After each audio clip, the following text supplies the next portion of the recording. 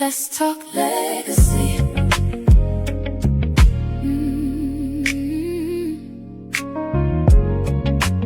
Let's talk legacy. Every dream begins with a story. Every road can lead to glory. Real people, real journeys, sharing wisdom for the world to see. Tell me where you've been, tell me how you made it through. Every chapter has a purpose, and your voice matters too. Let's talk legacy, where the real stories shine. Real hustle, real purpose, one conversation at a time. Let's talk legacy. Come and tell your story today. Hosted by Chantal Taylor, building legacy every day. Real stories, real hustle, real purpose, real legacy. Let's talk legacy. What's up, y'all? It's your girl Chantal here with Let's Talk Legacy. And today, baby, I got a treat for y'all. And look, don't say nothing about me getting fanned out. Do you understand me? Do you understand me? Because listen, I'm not gonna even tell y'all too much about her. I'm gonna let her tell y'all, but just know this right here in this Black Mississippi, USA 2026, if I must say so myself. How you doing today, Miss Andrea? Hey, good evening, beautiful. How are you? I am good. Thank you so much for coming on. I'm just so elated. I really am. You just don't know. I'm probably gonna cry later because I'm a crybaby. That's But okay. this is such an honor, and I love this, and it's just so important to me because I get to look at someone just like me. You know what I'm saying? Crowned and all. So yeah. So tell us a Yeah. little bit about yourself, what it is that you do, so get the people a little amped up for the question. Yeah, absolutely. Well, first, let me say thank you for having me on tonight. I greatly appreciate being in rooms with other Black women that are doing wonderful things within our community and uplifting our voices. So, thank you for having me on. But, like she said, my name is Andrea Toney. I am Ms. Black Mississippi, USA 2026. I am a mother of two beautiful teenagers who one is in college and one just moved into or up to a junior in high school. I am a United States Army combat veteran. I served 15 years in the Army, 2 combat deployments, one to Iraq and one to Afghanistan, retired as a Master Sergeant E8. I currently serve as the Director of Veterans and Military Student Support at the University of Memphis. And I basically help students navigate the VA GI Bill benefits and go from boots to books and what that looks like in that transition for their lives. And then on the outside or on the end of their higher education journey, then I help them transition into the workforce. So I am very busy doing all of the things, not only for my students, but for my children and for my community members. You're amazing already, and we ain't even got the question number one. But let me say this: thank you so much for your service, for serving this country. I really appreciate you for that. Absolutely. Thank you for being worth it. Right. Like, again, thank you for taking up space and giving platform and space and empowering and inspiring black artists and creatives across the state. So thank you for being worth it. Oh, it's my pleasure. I really love Mississippi. I'm not from here. I wasn't born here. I was actually born in Detroit. I Okay. moved to New Orleans when I was like 8 years old, and then when Hurricane Katrina happened, I came here, and I've just been here ever since. But I truly love Mississippi. It's so much talent here. It's so much to love, in spite of what people Mhm. may say. I love it. Absolutely. So, what does being crowned Miss Black Mississippi USA 2026, y'all heard that 2026, correct? Okay. Mean to you personally, and what does this title represent for the women and communities you serve? Yeah, for me personally, it was a journey of triumph. I have been in the process of redefining who I was outside of uniform. 15 years is a really long time to wake up, go to PT, go to work. You're in a uniform every day. They tell you where to eat, what to be, what to wear. So coming out of serving the country required me to peel those layers back and find who I am. So the journey through, in doing that, I did that journey through pageantry. And so being crowned was triumphant in my own, like, yes, I did it. Who I am authentically behind all the titles, between being a mom and a service member and all the things, who I am and how I performed and what I brought to the stage. Well, I was going to say something else, but I was able to wow the judges in a way in which I was crowned that title. As far as for the community, what I have learned most while serving in this title is we need more representation. Like, I already knew that, and that was part of why I went with this particular system, the Miss Black USA system, to begin with. But even in the communities, seeing the little brown and black girls and their reaction to me in crown and sash at certain events, I was like, wow, like, it really resonated that there wasn't enough of that scene. So to be able to be in a position to be able to provide that inspiration and safe space and that, wow, she looks just like me moment, over and over and over and over again, that is what has meant most to me serving in this title within the community. Mm-hmm. This is good already. This is so good. So you are a U.S. Army combat veteran with 15 years of military service. How did your military experience shape the woman and leader you are today? Tremendously. There was a lot to overcome. I mean, as most people know, the military is a male dominated field, right? So it's kind of one of those you put up or you shut up type deals. And I wasn't really the quiet type. So I had to put up like all the time. So I was always, whatever you can do, I can do better. I always felt like I had something to prove. I wasn't going to take no for an answer. If you said I couldn't, I was going to.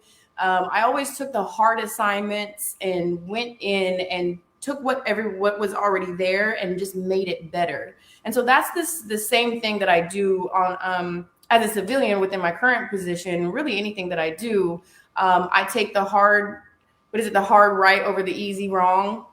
And I also allow myself to come in, take assessment of whatever the situation is, whether it be people in the team or organization operational wise. And after the assessment, I, again, not only with my own education and knowledge, I grab that of the team and the people that have been working in that position or in those fields, gather their take on things, and then just make the process better, make it last. And that's one of the things a mentor gave me that I have taken with me along the way. So make it better, make it last. Look, a lot of people don't know this, but I wanted to be a Marine so bad. And So Marines, and I hate that I'm saying this and everyone's going to be able to hear it. Marines ain't no joke. Marines are no joke. So I had graduated high school. 6 months later, I was in Iraq, did a 13 months in Iraq, came home and decided that I wanted to go active duty. And I was like, you know what? Let me see what the Air Force is talking about. The Air Force was like, no. And so I went to the Marines and they said, sure, you can come on over, but you have to go through training again. I was like, no, thank you. No, thank you. Not only to go through training again and then have to go through, be such a part of such a rigorous group. Yeah, Marines, hats off. Yeah, in high school, you know how they have all the different parts of the military come to the school and try to recruit. And I didn't care about nothing else but their uniforms. I thought they were so cute. So I was like, I want to be a Marine just for the uniforms. I ain't really caring about the rest of the stuff, right? So in high school, well, I was in the mall one day and I went and signed up for the Marines. And this is right before I graduated. And so they had a guy that came and tutored me and kind of helped me, get ready for the ASVAB or whatever test they have us take. The ASVAB. Yeah. And so I took the test. I didn't pass it by a point or something, they said. So I had to, take it again. And when I finally took it and passed it, I was like, yes, I'm getting ready to go to basic training. And guess what I find out? I am pregnant with a baby. I said, oh no. So the man was like, after you had a baby, you can still be in the military, but this is what you have to do. I was like, oh no, don't worry about it. I was like, thank y'all, but yeah. And so I still to this day wish I would have been a Marine. Like I be talking to my son, I'm like, you want to go to the military? I will say that's one thing. that maybe in your shoes to think about, to be blessed as, or to think of a blessing rather than a barrier, is being able to raise your children outside of military service. Because being a mom and being in the military, it was excruciating. Some of the decisions I had to make, I had to choose, the military over my family. They have a very, if we didn't issue it to you, you don't really care about it. So there was times where I had to, like when I deployed to Afghanistan, my daughter was just about 2 at that time. And so my parents had to watch her for 15 months. And so there was this gap of time where she believed I lived in the computer because all we could talk over was Skype. So like there's those sacrifices as a mother within the military that you have to make that you really don't think about prior to. So, I just put that out there as a blessing rather than maybe a Yeah, barrier. Yeah. I understand. Because I was like, oh no. I said, I can't leave my baby. Mm-mm. I said, my fresh baby? No, thank Mm-hmm. you. But I Yeah. still love them. Yeah. So, your platform is Honor Her Courage. What inspired you to create this platform, and why is it important to amplify the voices of women veterans? Yeah. So yeah, Honor Her Courage is my baby. It is a safe space for women veterans to tell their stories, to connect to community and resources they may need. And it was born out of my own experience as a woman veteran and the difficulties that you encounter not only while in service, but then transitioning out of service, and then on the outside or on the other side of transitioning, with the VA care and things like that. So again, male dominated career field, and everything around that is also male dominated. So the transition services really kind of geared towards males. The VA services, although some areas do have women clinics and things like that, it's not enough. So just in the goal of making change within the community for women veterans, I wanted to start with us, right, and our stories in a way in which women could tell them fully vulnerable, fully seen, without worrying about anyone else's perception or opinion about that.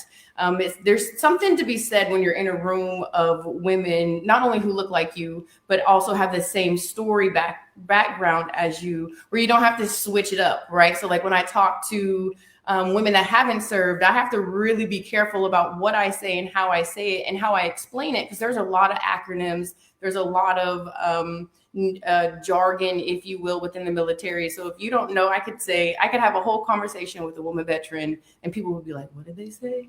Right. So there's something to be said about being in the room with people who understand your story, your background, without having to stop and explain your, the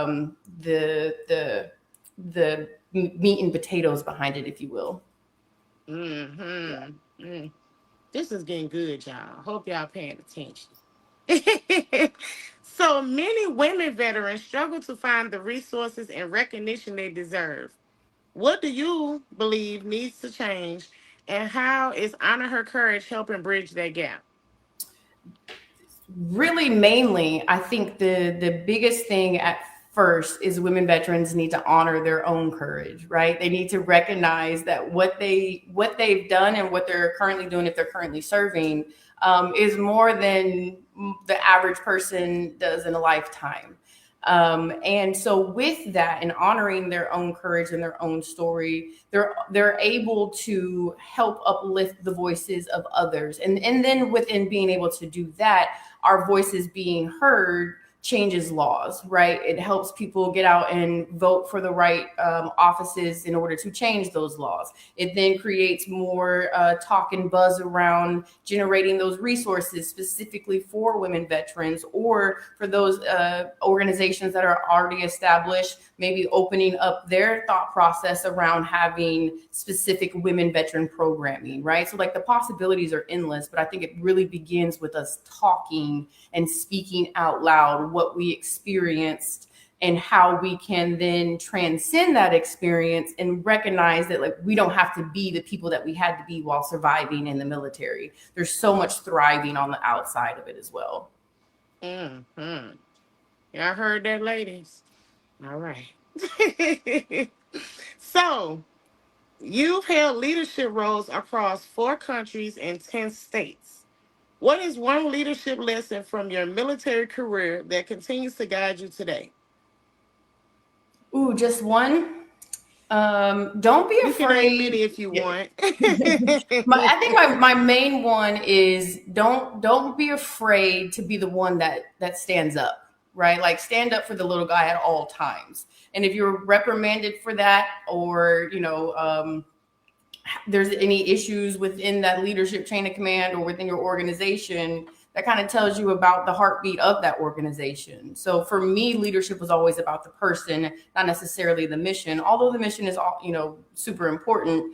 But if you don't have the people's buy-in, the mission is not going to get done, or it's not going to get done on the level in which you think that it probably should or could be. So sticking up for the little guy, always standing up for what's right, even though it's hard, even though you may be the only one, because your integrity is really all that you have. Your integrity and your honor, that's all you have. That's what you take with you, throughout life. So why give that up so that you can appease other people in the room? I like that. I made sure to clip that part. I liked it that one. So, you are also a mother of two. How do you balance motherhood, your career, advocacy, modeling, coaching, and your responsibilities as Miss Black Mississippi USA? I don't know. I understand. Trust me. Right, like on very limited sleep and yeah, no. So my kids are technically older. So my daughter is 19, almost 20, and my son is 16. So at this point in my life, it is a tad bit easier because they're a lot more independent. But I do still lean very heavily on friends and family to help me out when I can, or I drag them with me, which my son will attest to is not his favorite thing. But yeah, so as a mom, really, and also is speaking up and letting them know what I need help with, right? So if I'm usually the one doing grocery runs or things like that, it's like, hey, get a list together, or I'm gonna give you a list. Hey sis, can you take your brother? Can y'all run to the grocery store? Here's however much money you need, right? So like helping them understand that this is a community, and although I am mom, I take my cape off sometimes, so I need help running said community, and they're old enough to be able to do that. So I kind of not necessarily treat them like my soldiers, because that's a little much, but it's kind of that same thought process of having a team and delegating those tasks that need to be done in order for the mission to get accomplished. Yeah, I understand because I'm a mom of three Mhm. boys.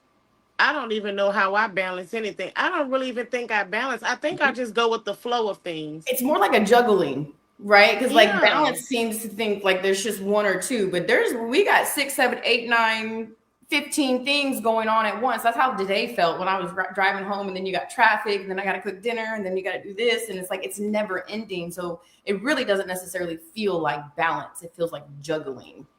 And see, Yeah. I homeschool my children. Oh, So outside of homeschooling them, I'm going to school too.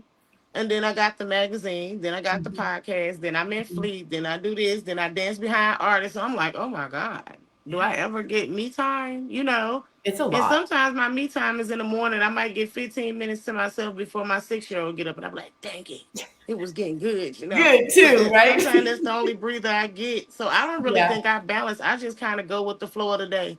Yep. I just go with the Definitely. rhythm of the beat.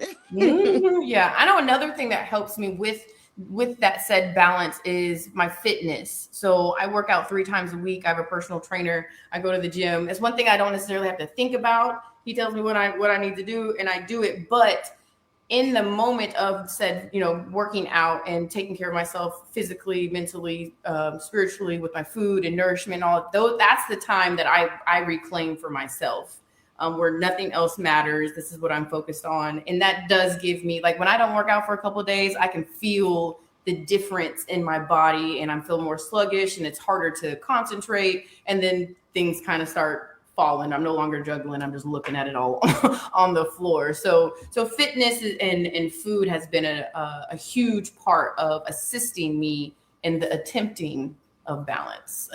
Yeah. Yes, I love that. So, You dedicate much of your work to storytelling, mentorship, and service. Can you share a story or experience that reminded you why this work matters?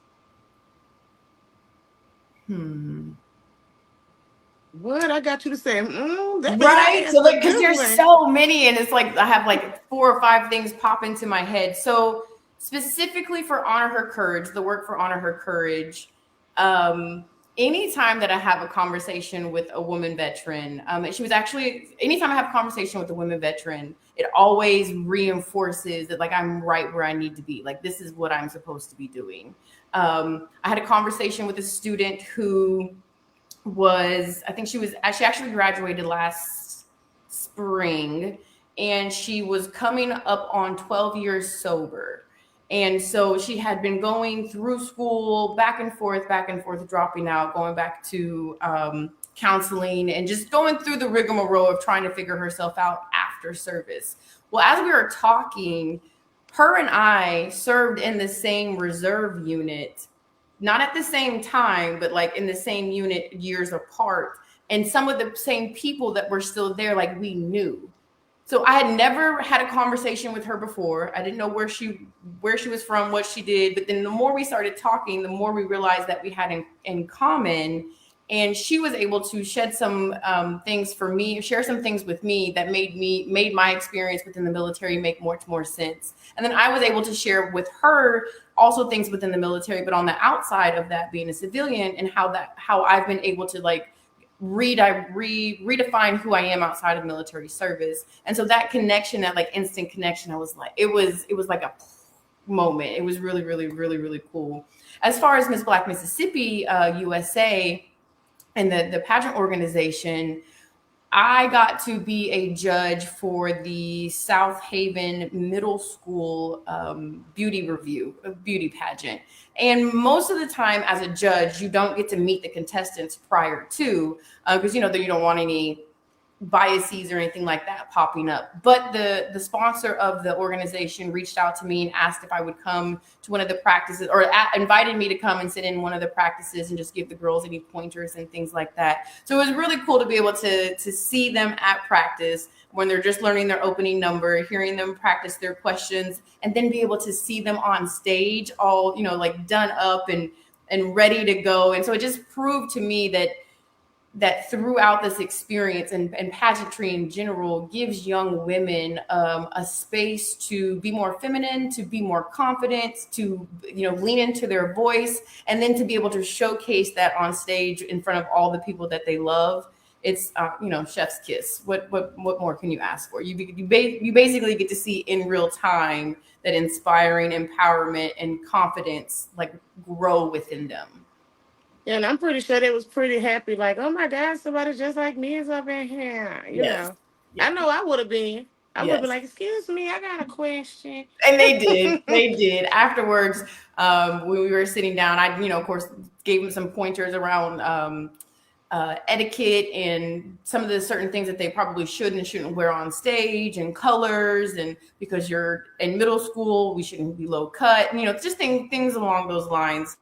Um, and they just, I mean, they were question after question after question, and the sponsor was like, "All right, y'all, parents are outside. It's time to go." So that's exactly what happened. Yeah. They was excited, and that's a good thing, because once one asks a question, then everybody kind of get the courage to start asking their questions. Nobody really want to be first in that type of Yeah. situation. So after the first person asks, it's just like a domino effect. It's gonna be so Hmm. many questions, and they Yep. probably didn't even care that their parents were sitting They outside. didn't. They didn't. So, as a model, speaker, moderator, and coach, you have many different platforms to reach people. What message do you hope people take away whenever they encounter you? I want people to take away the belief in themselves, right? Like you can do anything. Radical imagination. If you can believe it, if you can think it, you can believe it, you can see it, right? So Hmm. recognizing the power that they have within themselves, and that they don't need any type of external validation or affirmation to continue to shine what God has already put in them. Yeah. Hey, everybody that's tuning in. If you're just getting here today, y'all, oh my gosh, you guys. We got we got Miss Black Mississippi USA off in this thing, okay? So y'all come in, ask us some questions, say, hey, we don't bite. We love interaction, okay? Absolutely. So, this is a good question. This is probably one of my favorite questions for you. Okay. So, what does living boldly mean to you, especially for women who may have spent years putting everyone else before themselves? But this is a good question. This is a great question because I was that woman. I was that woman who put everyone else prior, above me, put everyone before myself. So living boldly means not giving a care. I had to choose my words carefully. Not giving a care, right? We'll insert a different word there so that you understand that like it doesn't matter. It doesn't matter what anyone else thinks, says, how they move. Not you are in control of you and what you put out. So with Mm-hmm. that, be bold in knowing who you are, speaking your truth and moving in a way in which fulfills your purpose again, what God has called you to do. Mm-hmm. Yeah. Cause I'm gonna say it took me a long time to be bold, and I Hmm. don't mean bold like when I was a kid I was very bold at the mouth. You couldn't say nothing to me and I ain't had something to say back, you know. But when I say living boldly, I mean truly being myself, being able to be free and be myself. Because for so long I was so busy trying to please my grandmother that I wasn't thinking about my happiness or what I really wanted to do or even realized who I were. And it's crazy because when she passed, all of that came to me so fast. I was like, wow, that's crazy, you know. And a lot of people might think, well, why would she say that? It's the truth. It It was is. like I was able to embrace who I was and live in it. And I love that Hmm. for me because I'm really like the life of the party. I didn't even know I liked the people, you know, till I started interacting with them for real. Or I Yeah. didn't know I could dance. I didn't even know that I could write as good as I can write. I didn't know I knew how to do graphics or do anything I knew how to do. I didn't learn how to do nails. I didn't even know I could do that. You know, it's the simple things, you Yep. know. So Yeah. living I'm loving boldly, that for I you love too. it. Yeah, I totally understand because we live according to what everyone else around us thinks we should do, who we should be, places that we should go, things that we should be a part of, all of that. And so when you start stripping away what everyone else is saying or thinking about you, you are left with you, right? And then so you're Hmm. left with more space to decipher what it is that you like, right? So just like how you were saying, you learned all these things about yourself. Same with me. I've always loved roller skating, so I came back to a lot of what I had left behind. So roller skating, music, dancing, art, right? Like pull out a coloring book and some crowns. I'm there. We're doing it, right? Like Hmm. and again, like you said, it's so simple. It doesn't need to be much, but it's what brings me joy. And so Right. what brings me joy, I'm going to do in a way in which no one's going to stop me. And the more that I do that, the more that I feel confident, the more that I start believing. And then that's when that boldness comes in. It's like, wait a minute. My Yeah. life can look like how I want it to look. Hmm. Wait, wait, That's how I wait. was. I Just was wait. shocked. I was so shocked. I was like, I can do all of this. This Right? is really me.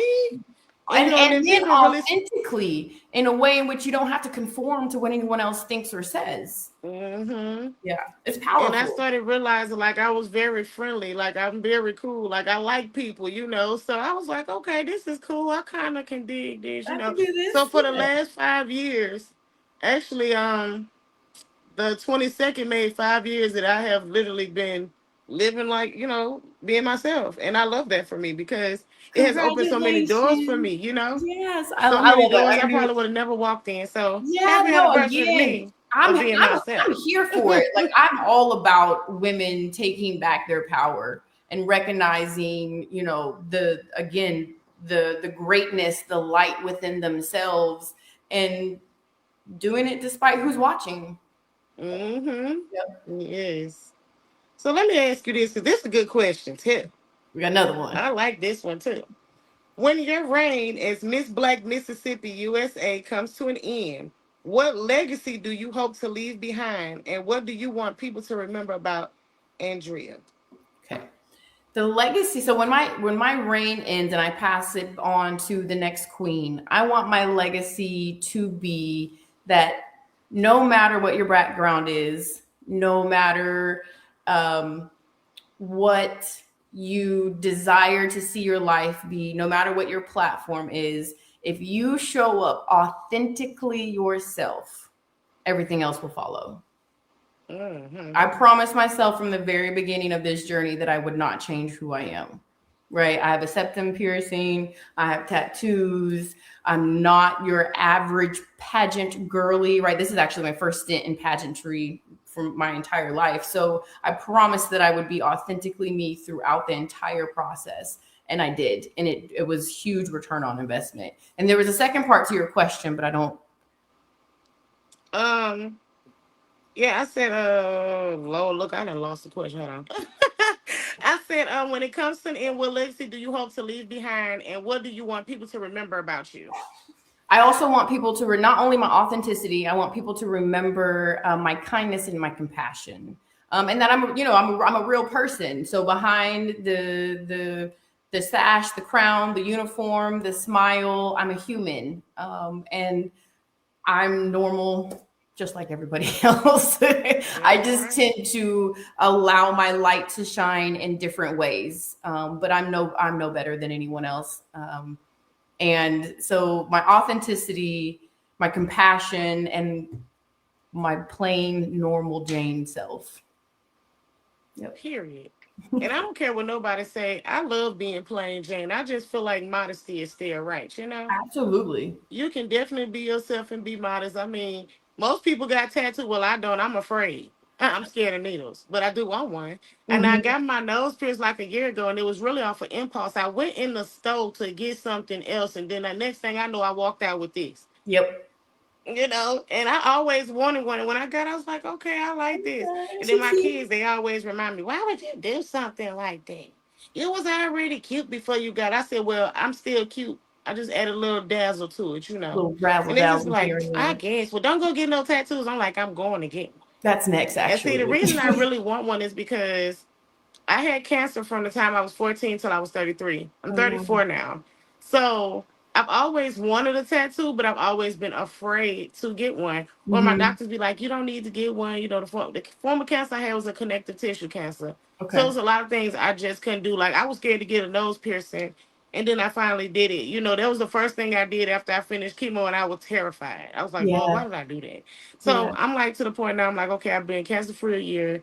Think it's time. And really the only tattoo I want to cover up my scar where my port was. I just want my cancer ribbon there, to show that I Yeah. survived that. So I'm like, I'm gonna do Absolutely. it, when I Yeah. stop being scary.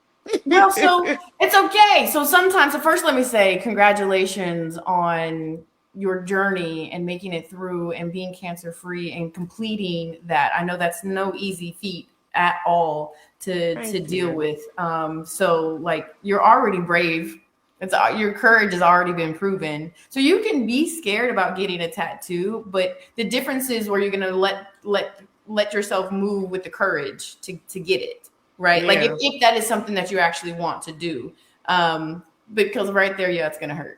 Yeah, I think I really want one for my birthday. My birthday is in December. And I'm like, You I know want to what? do something different. Do I I want to need to gift come down to myself something. Clinton or do I need to come to Jackson? Do you have an artist in Huh? mind?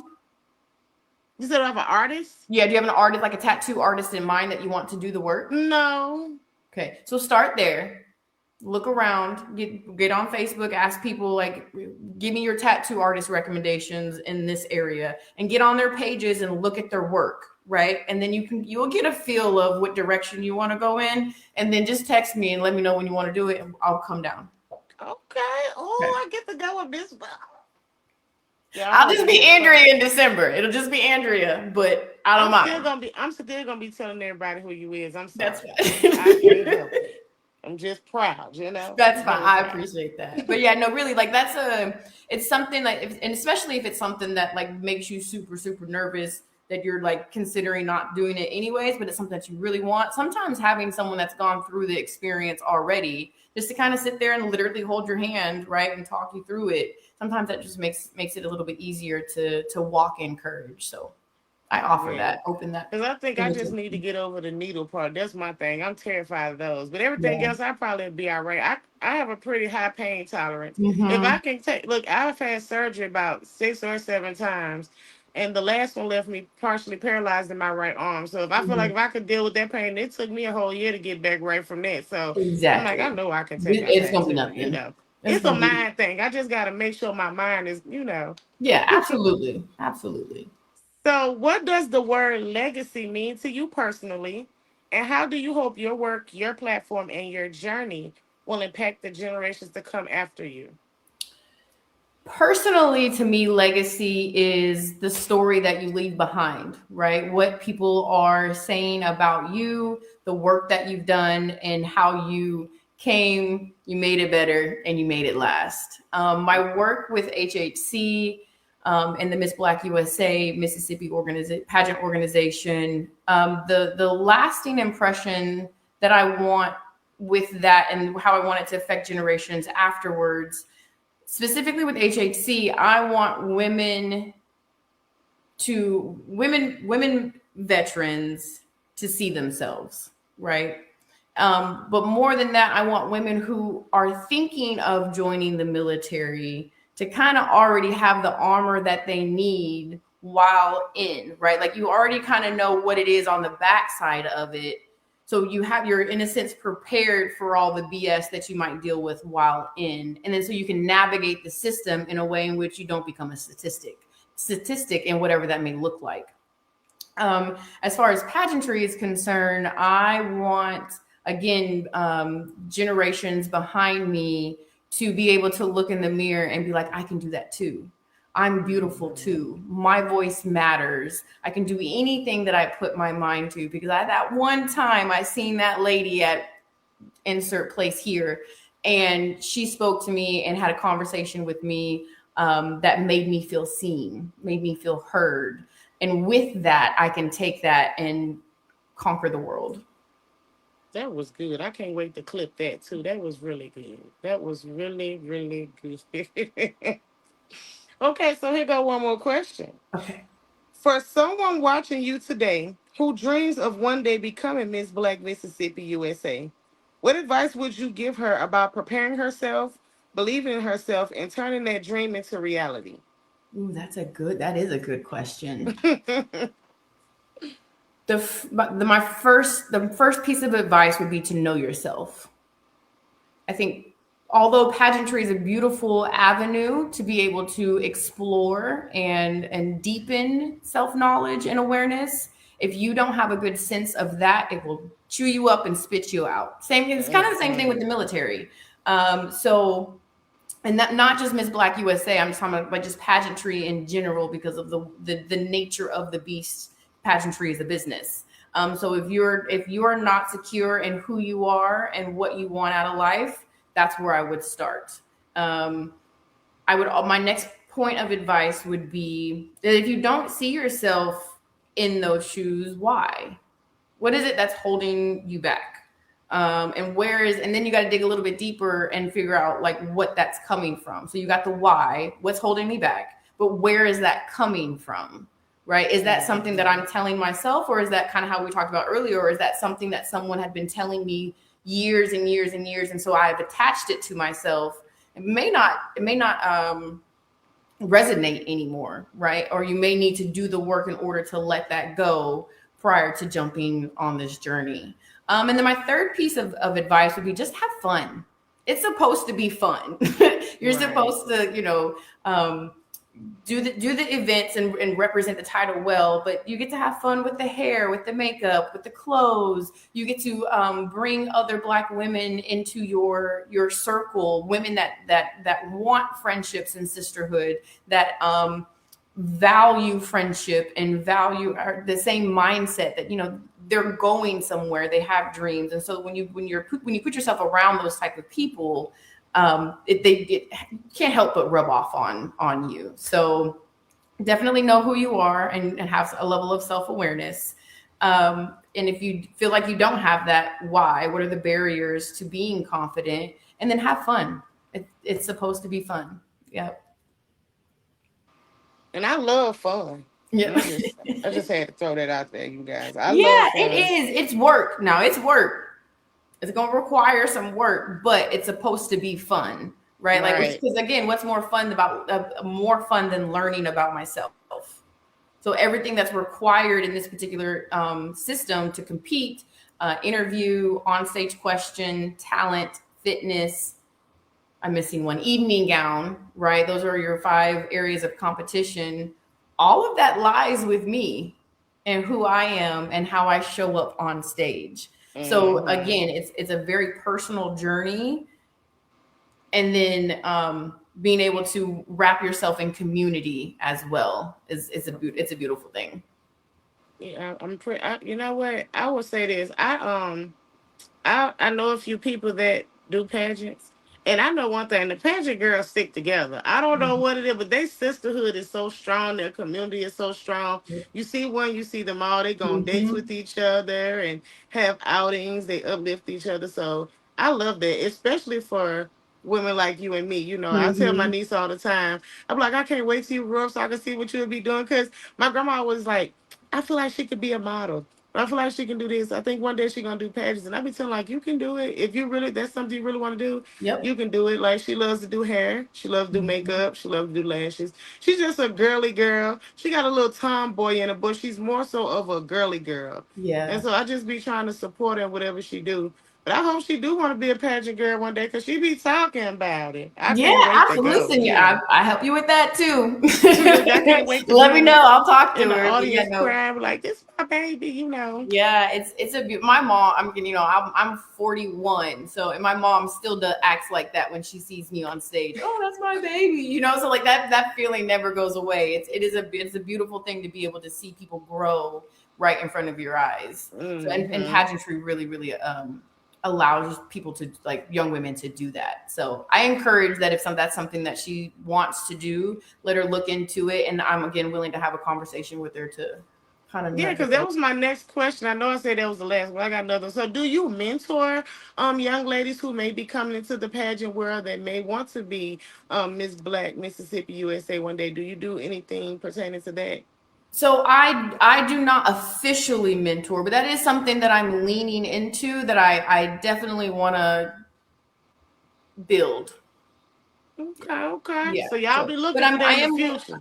say again.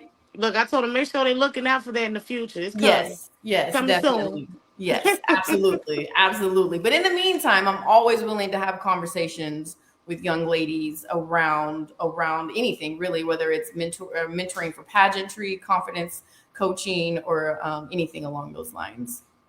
Okay. So Yeah. before I let you go, can you please tell everyone where we can follow you, keep up with you, any upcoming events you may have, so that we can come out and support you? Yeah, absolutely. So before I do that, I did want to give a shout out to my sister queens, because, like you said, our bond is super super tight. So my first group, we call ourselves the Fab Five. It was our very first pageant. We all were we were competing. We were competing against each other, but we weren't in competition with each other. And the moment that we got together, it was like instant friendship. So we go to Essence Fest together each year. We have a group chat, and we get on Zooms and do all the things. So I wanted to shout out to them.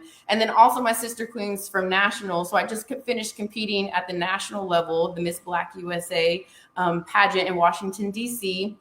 And so it was 15 of us ladies within the division that I'm in, and we all got along. We all loved each other. So I just wanted to do a huge shout out to them. And then just, a little shameless plug. I made top 5. I placed within the top 5 at nationals as the 4th runner up. So that was a huge win for me. So I just wanted to say that I love you, my sister queens, and I hope you all are out there watching and recovering well. But where you can find me on my social media platforms, really everywhere is Andrea Toney, Toney. Instagram, my handle is authentically being Andrea on purpose, right? It's a reminder each time that I log on that no matter what, I'm authentically me. What do I have coming up? The next local thing I have coming up is on the 19th of September at Walls, Mississippi. It is the Walls Blues Festival that they're having. So I will be there walking around and speaking with people and doing the kissing the babies and waving. And I think I have a speaking spot, speaking spot on stage as well. So details to come for that.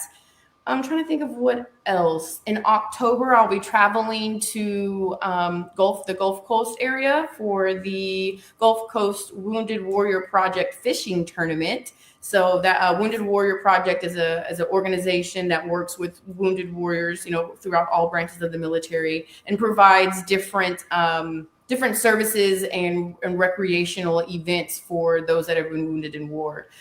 So I get to go down and be with my people, as I call them, on a fishing boat, which I think I get to go shrimp fishing. That's not the right term, but I get catch some shrimp and some crabs. So I'm really excited I about know that. that's right. I love shrimp and crabs. I'm a seafood girl. One of your sisters are in here, Monique. Oh yeah, hey She said we Mo. love you too. Oh, she's so sweet. Yep. Thank you for stopping in, Monique. Yeah. So you guys, I'm just so full, just so full. I'm just really over the top about this interview. And I wasn't gonna tell you, I was gonna tell Christy, but since I got you here, Okay. may as well tell you. All right. I would love to put you on the cover next month. I think it's important that young girls like you and me that's growing up should see someone like them on Yeah. the cover. So if that's something interesting in, we can definitely do that. I would be honored to do that, and we can get Absolutely. it printed out for you and everything, so you can have it. That I think that should be done. I I'm think it honored. should. I'm So honored. Thank I'll you. make sure I get all that information to you. But I want Yes. to thank everyone that is tuned in right now or that was tuned in early. Thank you so much for stopping by the Let's Talk Legacy podcast. This was a good interview, y'all. I can't wait to go back and watch the replay myself. I can't wait to send it to my niece because I want her to hear some of the things you said. It was very important and it's very helpful. And once again, I thank you for your service. I thank you for just everything, being yourself today, being open, being transparent, being willing to sit down and talk with me. And until next time, y'all, peace, love, and blessings. And we are out, baby. Let's talk legacy.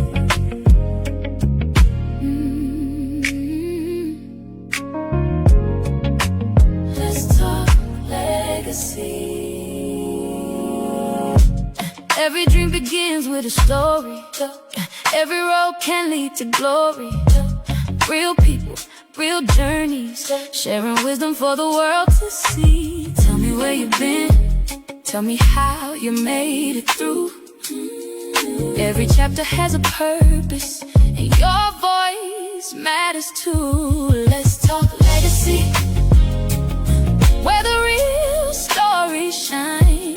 Real hustle, real purpose, one conversation at a time. Let's talk legacy. Come and tell your story today. Hosted by Chantal Taylor, building legacy every day.